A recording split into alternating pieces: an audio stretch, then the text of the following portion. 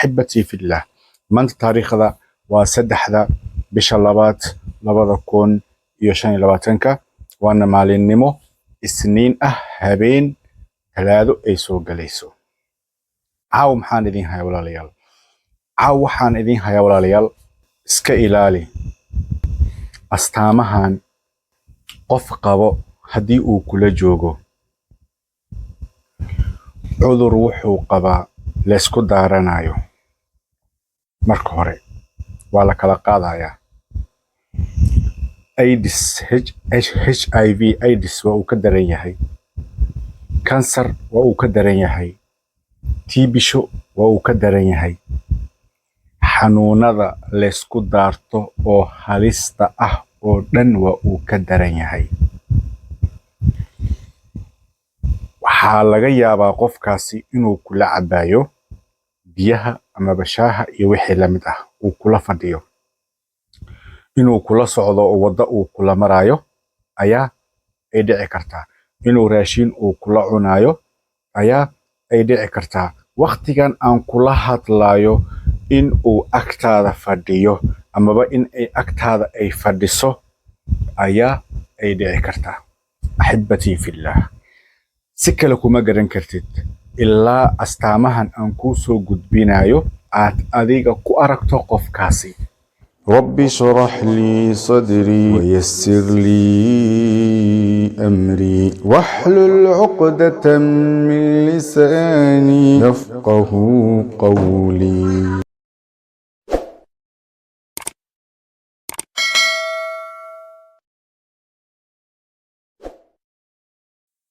السلام عليكم ورحمة الله وبركاته أحبتي في الله كسودا وهذا شيخ ريمي channel waxaan idin leeyahay meel kastoo aad joogtaan dal iyo dibad iyo da' kastoo aad jirtaan yar iyo weyn iyo qof kastoo aad tihiin rag iyo dumar Allah subxaanahu wa tacaala waxaan idinkaga baryayaa cimri dheer oo cibaado leh adduunyo meelsan leh aakhira janno leh inuu nasiiyo dhammaanteena aamin aamin aamin اللهم لا سهل إلا ما جعلته سهلا وأنت تجعل الحزن إذا شئت سهلا سهل مرادي ومراد المسلمين ربنا آتنا في الدنيا حسنة وفي الآخرة حسنة وقنا عذاب النار أحبتي في الله maanta taariikhda waa saddexda bisha labaad 2025 waana maalinimo isniin ah habeen talaado ay soo galayso caaw maxaan idin hayaa walaalayaal caaw waxaan idin hayaa walaalayaal iska ilaali astaamahan qof qabo haddii uu kula joogo cudur wuxuu qabaa la isku daaranayo marka hore waa la kala qaadayaa AIDS HIV AIDS waa uu ka daran yahay kansar waa uu ka daran yahay tiibisho waa uu ka daran yahay xanuunada la isku daarto oo halista ah oo dhan waa uu ka daran yahay waxaa laga yaabaa qofkaasi inuu kula cabayo biyaha ama bashaaha iyo wixii la mid ah uu kula fadhiyo inuu kula socdo oo waddo uu kula marayo ayaa ay dhici kartaa inuu raashin uu kula cunayo ayaa ay dhici kartaa waqtigan aan kula hadlayo in uu agtaada fadhiyo amaba in ay agtaada ay fadhiso ayaa ay dhici kartaa axibbatii fillah si kale kuma garan kartid ilaa astaamahan aan kuu soo gudbinayo aad adiga ku aragto qofkaasi isla markaasna ka digtoonow haddii kale cudurku uu qabo ayuu ku qaadsiinayaa maxay tahay cudurkaasi fiidiyowgan ayaad uga bogan doontaa biidni illaahi alkariim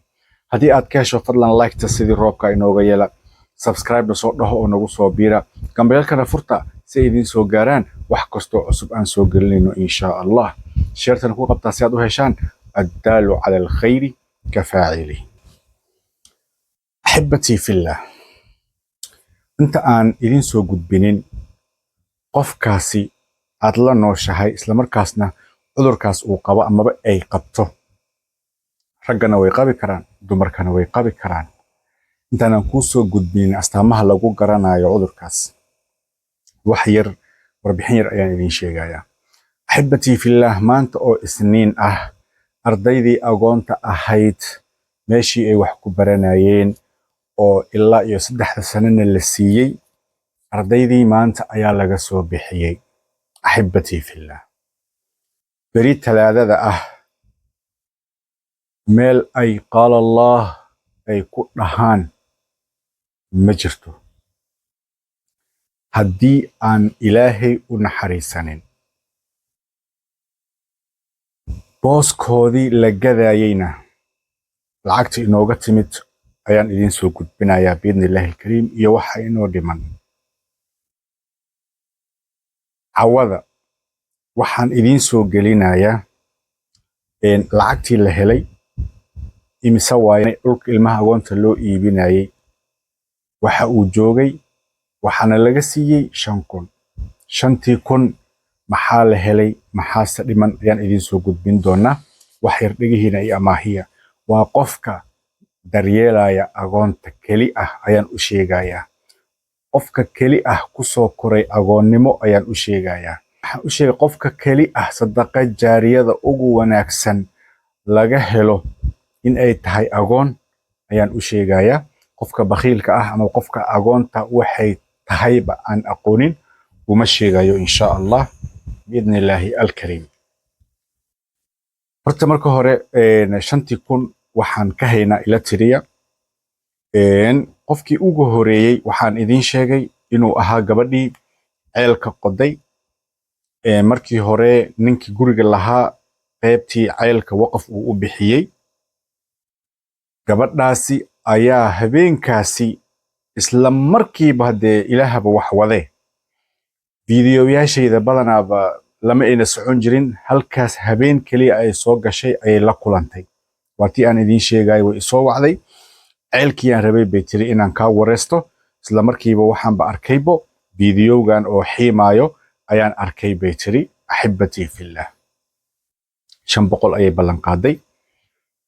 500 waa ka sugaynaa, weli nooma ina soo dirin. anaga ayaa ka mashquulnay waayo masaajidkii iyo gabadhii agoonleyda ahayd ayaan ku mashquulsaneen. marka hadda masaajidkii maadaama howlihiisa xoogo ay hakadeen, maanta 3 shaqo ma jirto. maanta oo Isniin oo 3 shaqo ma jirto. maxaa yeelay طبعا 3 qofood way kala qaadan waayeen. 3 qofood in loo kala qaato way suurtoobi weysay. waxa kaloo suurtoobi weysay in 25 qofood min 100 ay qaataan qudheed way suurtoobi weysay. marka hadda waxaa socoto in 50 qofood min $50 dar Ilaahay ula baxan ayaa socoto. ilaa hadda 10 qofood ayaan maraynaa inta min 50 ay inoo soo dirtay masjidkii. 45 qofood kaliya ayaa inoo harsan biidnillaahi alkariim. ilmihii oo maanta ugu dambeysay la soo bixiyey oo ayna ku noqon karin beberitoole dugsigoodii ayna ku noqon karin. meeshii quraanka ay ku baranayeen dugsiga quraanka ay ku baranayeen ayna ku noqon karin ayaa igu kaliftay inaan cawada fiidiyowgan aan idin soo gudbiyo. 500 ayaan ka bilaabaynaa oo gabadhii ii sheeg adiga ceelka qoday inay inoo ballan qaaday. welina ma ina soo gaarsiinin laakiin waa ku xisaabtamaynaa. 500 ayaan koow dhahaynaa. 50 ayaad ku daraysaan oo qof shakhsi furihii 3 uu yahay 14 ay u dambeyso magac ma laha. $50 ayaa la soo diray. gabadh aadna la yiraahdo ayaa UK amaba Ingiriiska iyadana $100 inoogu soo dirtay. marka lagu daray baan dhahaynaa 100 intaan hayno la soco. waxaa kaloo ku xigsaday hadduu alla uu ku roon yahay $1 baa jirta, $10 baa jirta, $3 baa jirta. qof kaleenta ayaa $100 inaga soo gaartay. lambar 38 u dambeeyana waaye. ilaahay isagana rag iyo dumar qofkay yihiinbo mahadi ha ka gaarto. e-touch baa jirto oo haddana $10 yacni laga soo gaarsiiyey. horta 100kii aan ku daro yaan ilaawin. 100 lagu daray $10 baa jirta ay UK inaga soo gaartay. gabar barwaaqo la yiraahdo ayay inaga soo gaartay lagu daray dhe marka 10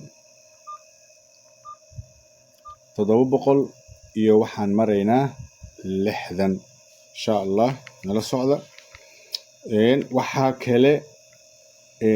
inaga soo gaartay inta kalenta labada iyo saddexda iyo 12 ayaa jirto waa yahay gabar la yiraahdo Naciimo ayaa Somnet inooga soo dirtay 12 lagu daray 12 ayaan dhahaynaa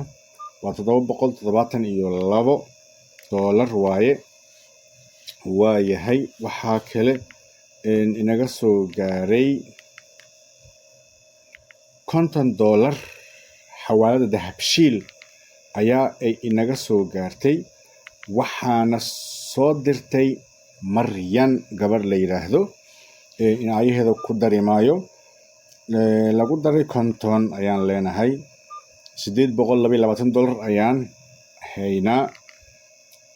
ayay noo tahay waxaa kaloo ku dartaa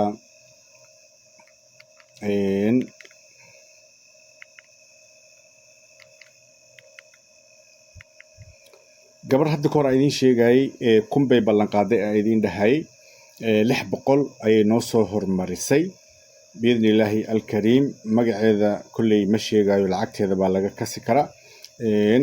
fasax uma qabo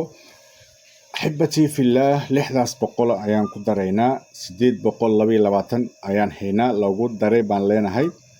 600 $422 ayaan u haynaa kitakitigii saddexdii iyo labadii iyo halkii dadkiina soo gaarsiiyeyna iyaga waxay isla eg yihiin amaba ay gaarayaan intaasna waxay gaarayaan ilaa $7 ayaa ay gaarayaan lagu daray 7 ayaan leenahay waa $429 ayaan haynaa axibbatii fillah dugsigii intaas ayaan u haynaa waa $429 waaye 5,000 baa marka ka goynaynaa hadduu alla yiraahdo intay noqonaysa nala socda waa 5,000 laga jaray baan leenahay 429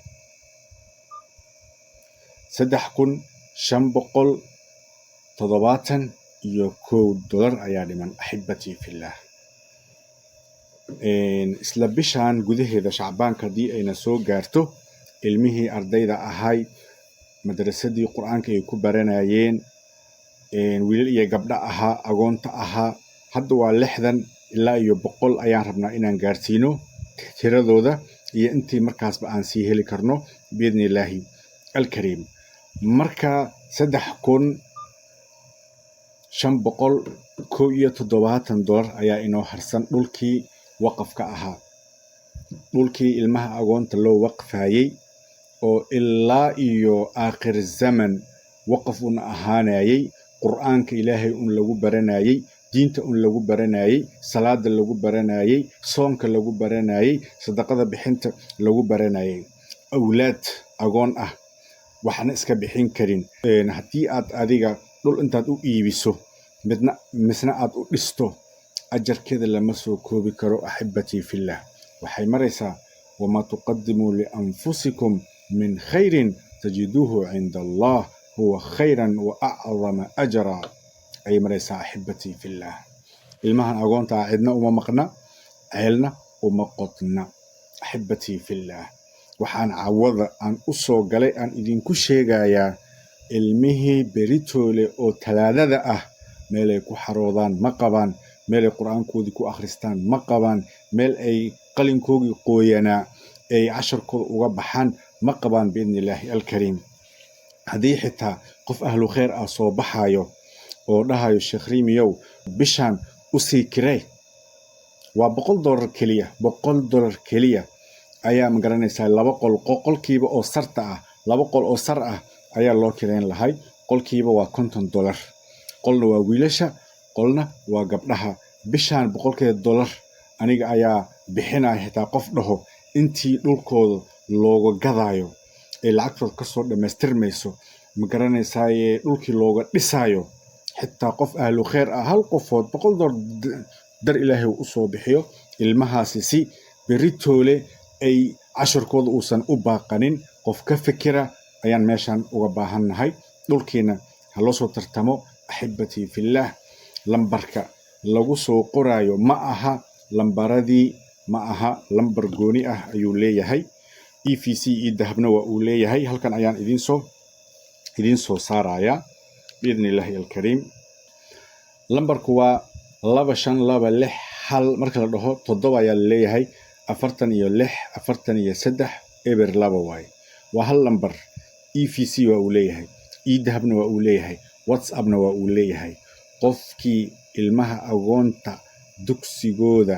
wax u bixinaya keli ah ayaana ka soo hadli karo axibatii fillaah WhatsAppkiisa maalintii oo dhan waa online haddaba ilaahay ka baqa su'aal riyaha nagu soo weydiinin haddaad ilmaha agoonta ah wax u hayso keli ah noogu soo gal axibatii fillaah EVC dahab waa isla lambarkan meeshan ku qoran WhatsAppna waa uu leeyahay waxa magac kuu soo baxaya maaha magacayga waa dugsiga caruurta agoonta ayaa ku qoran dugsiga caruurta agoonta ayaa ku qoran magac kuu soo baxaya waa kaas lambarka waa ujeedaan meeshan ku qoran yahay waa 7 eber 2 waay isagaana EVC ah isaga ayaana dahab ah magac kuu soo baxayana waa dugsiga caruurta agoonta ayaa kuu soo baxayso biidnillaahi alkariim WhatsAppna waa uu leeyahay waad noola soo xiriiri kartaa wixii aad bixinaysid biidnillaahi alkariim sadaqa jaariya ilaahay kaaga dhigo waalidkaaga u bixi walaalkaaga u bixi nafsadaada u bixi ilmahan agoonta ah aan hayno yacni ilmahan agoonta ah yaan nagu fiirsanin cidna uma maqana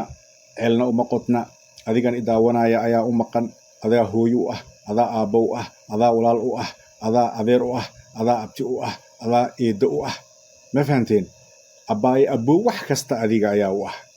insha allah biidnillaahi alkariim intaas ayaan uga baxayaa fiidiyogeena ayaan gudagalaynaa axibatii fillaah